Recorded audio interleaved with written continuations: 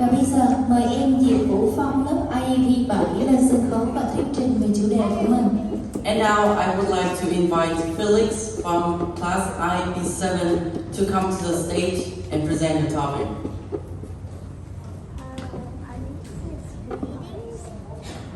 Education has been an important key to the world of possibilities of human. Education itself has guided us from the caveman era, where we had let our child running in the middle of the field and having a risk of dying due to anything, and until now, where we can go to school safely, but also get the world of possibilities, creativity, and imagination. But though innovation is the most important thing. Good morning, everyone. I'm Felix from IAP 7A, and today I'm going to be talking about innovation in education and how it actually shapes the world. So before we begin, let's take a look at the chapters.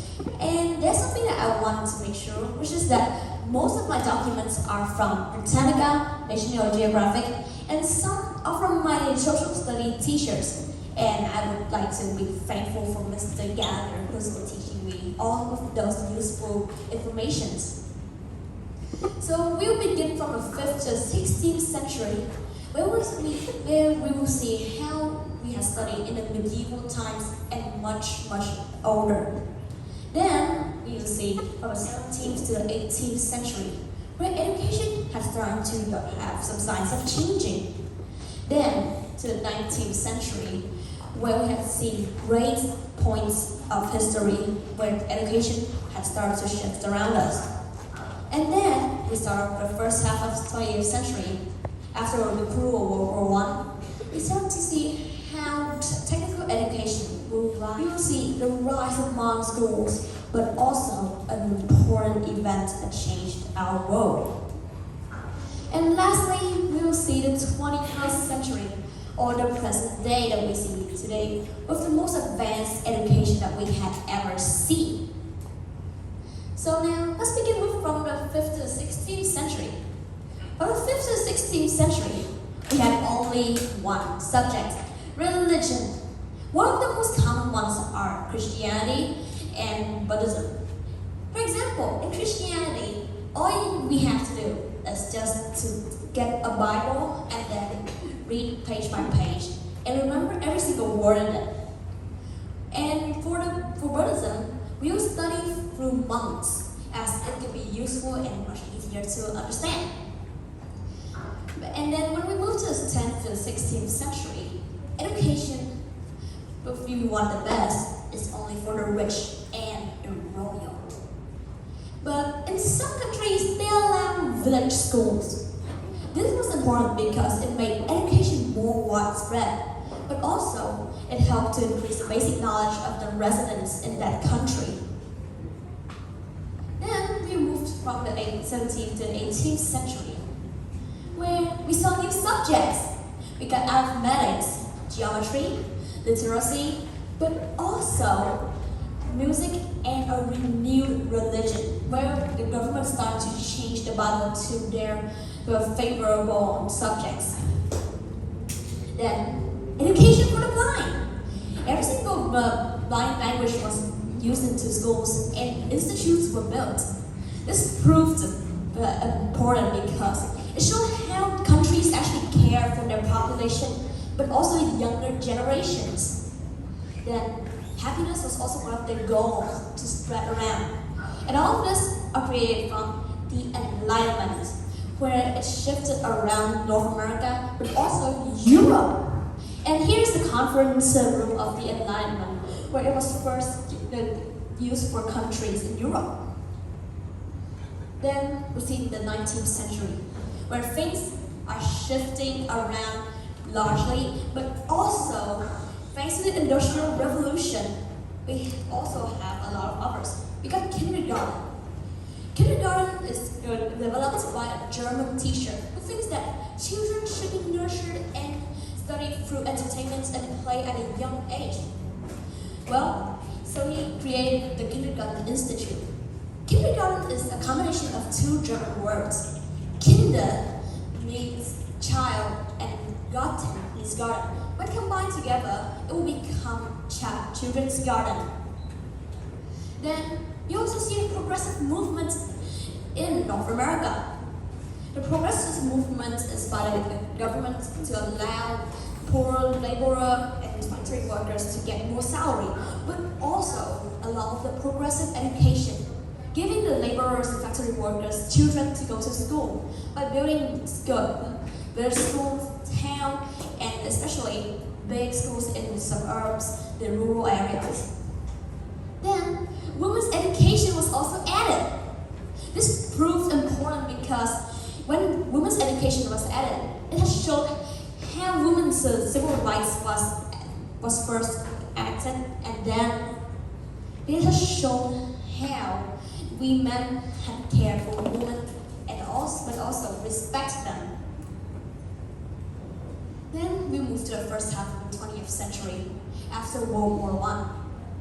After World War I, technical education has rose up because the governments have finally seen how technology, engineers, but also young generations are important to the country.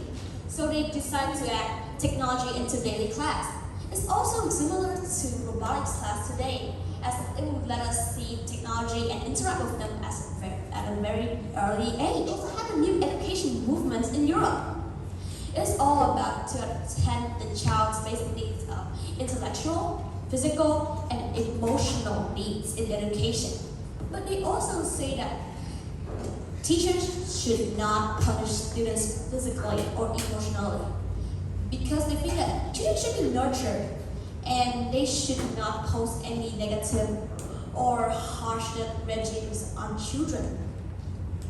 Then in Germany, we got the rise of fascism education, or Nazism. Adolf Hitler thinks that his whole country should follow him, so he created Adolf Hitler schools, or known as HSS. So the SS had tried to use the schools to train the earliest officers. Well, this is important. This is a huge change because the world had finally seen how education could help the government in many ways. For example, for Adolf Hitler schools, spread the ideology of Nazism. But also it proves very important because the SS had taken and trained the early and the future officers of that. In the Kriegsmarine, officers, generals, captains, all the famous ones, most of them come from Adolf Hitler schools. And after the cruel World War II, we start to see the world finally changing around for the last time. Modern schools rose up. We saw better textbooks. We also have better teachers, but also more modern schools. New technology like lights, wooden base, or sometimes even technology, such as laboratories, the microscopes, speakers, everything that was necessary for students to study. Education reforms after World War II has also acted. They saw the flaws in their education, and so they tried to change the minds of the Nazism and infected children. They had tried to change the world, but also implement on how Hitler had tried to help his country by just education. But we also saw better education in Africa. This proved important because we have finally seen how the blacks had get the rights on studying. But also, it gives Africa a chance to catch up with the world, but also helping us to create a better future. Then we saw the 21st century, or the present day.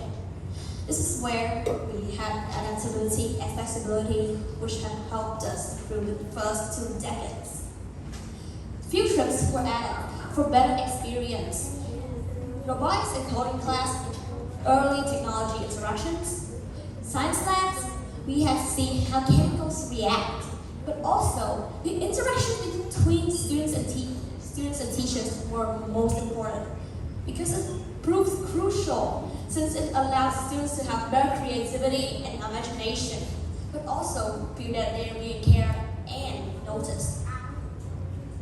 But from 2020, from 2022, COVID-19 came in, but we kept on going and studying. Kahoot and Zoom, they both helped us to study online with fun, but also get to stay together without being interactive in real life, without going offline. We also see VR to let the students immerse into a world of imagination and creativity. Blogger also help us to play in the classrooms with their fun games. And lastly, in the early 2023, we saw ChatGPT was applied into education. It helps students to learn more efficiently, but also gets to more source of information much quicker. Changes, we also have problems. For example, classes order, playing games during homework, phones during class, cyberbullying. Appearing with new technologies, but also means that there are also new challenges. Students always have to face with classes order because sometimes the rules are not enough. Cyberbullying through phone, because this is a modern age of technology. You have people who actually bully anyone from a phone simply. Playing games during homework, new games, more bigger distraction. And using phone during class, distraction for the whole class, worse than rain. But most of all, in the early 2023, we have also seen this. A college student had tried to use ChatGPT to write his essay as a homework. Due to the suspiciously well-structured wording, he got caught and got plagiarism. But it also marked a new challenge for the teachers because they would be having a hard time to detecting where new students are using the essays from ChatGPT for themselves. My English language arts teacher found a lot of near perfect essays. He had ran through multiple AI to check whether they are AIs or not, and he got only one of them. That means that there can be a lot of AIs generated, so it will be proved very hard for the teachers to do that. But there are also common solutions out there, but not all of them are efficient on students. Punishments, very common in every single country. Hitting us, putting ourselves on a wall, writing. It may have a temporary effect, but it will cause fear, anxiety, depression on students. It's all possible. Rules. Making clear rules can be efficient. Most students can obey, most, and that means that not all of them will. And phone confiscation before class proved to be very, very efficient in the last 3 years, as phone can be distracting. So collecting phone has proved to be efficient, but also helping the class increase. Because less distraction, better focus on education. But in conclusion, education itself has changed our world. It led us through time, but also innovation is a creativity and imagination. It just helps to change and build a better system in education. But all of it is just to make us feel proud of the past, grateful for the present, but also confident in the future. Thank you for listening.